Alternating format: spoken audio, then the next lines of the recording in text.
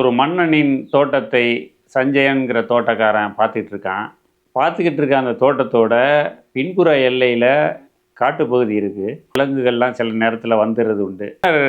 உலா வரும்போது விலங்குகள் வர்றதை பற்றி சொன்னான்.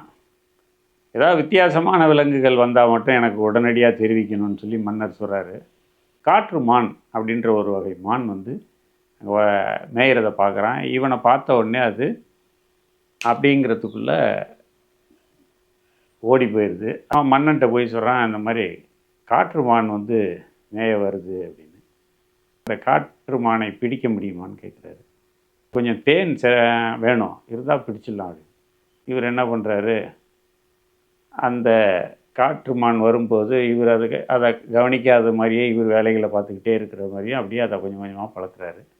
அது கொஞ்சம் கொஞ்சமாக பழகிட்டு இவருனால நமக்கு ஆபத்து இல்லைன்னு தெரிஞ்சவொடனே அது சாதாரணமாக வந்து மேய்ஞ்சிட்டு போயிட்டுருக்கு.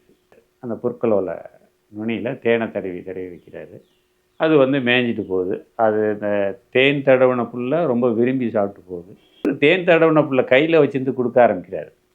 ஸோ அது என்ன பண்ணுது, பழக்கத்தின் இதில் இவர்கிட்டருந்து நமக்கு எந்த பாதிப்பும் இல்லைன்னு சொல்லி இவர் கையில் இருக்க புல்லையும் சாப்பிட ஆரம்பிச்சிருது.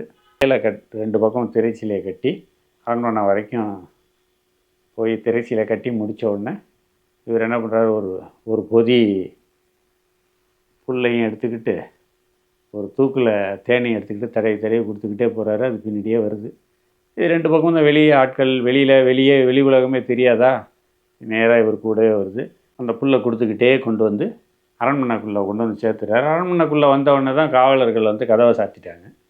கதவை சாத்தினது மிரண்டு போய் அரசவையில் சுற்றி ஓடுது. மிரண்டு போய் ஓடுது.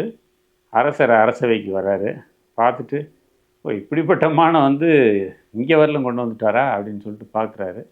அது எப்படி வந்துச்சு அப்படிங்கிறத அந்த விஷயம்லாம் தெரிஞ்சுக்கிட்டு, ஸோ ஒரு சுவைக்கு அடிமையானதுனால அது வந்து அதோட நிலையை பாருங்கள் எங்கே வந்து மாட்டிக்கிச்சின்னு அப்படின்னு சொல்லி அவர் மக்களுக்கு அறிவுறுத்துறாரு. அதே போல் தான் இப்போ இந்த மான் வந்து இந்த தேன் மேலே வச்ச பற்றுனால அந்த சுவைக்கு அது அடிமையானதுனால அது எளிதாக வந்து அரண்மனையில் மாட்டிக்கிச்சு. ஸோ இது போல் தான் வாழ்க்கையும் அப்படின்னு சொல்லிட்டு அவர் இந்த காற்று மானோட இனமே ஒரு மனிதரை ஒரு முறை பார்த்து விட்டால் அந்த இடத்திற்கே 7 நாட்களுக்கு வராது.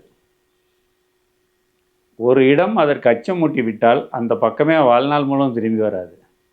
அப்படிப்பட்ட ஒரு இனமான அந்த காற்று மான் இப்படி வந்து அரண்மனைக்குள்ளேயே வர்ற அளவுக்கு வந்துருச்சுன்னா அது தேன் சுவையில் அடிமைப்பட்டது தான் காரணம்.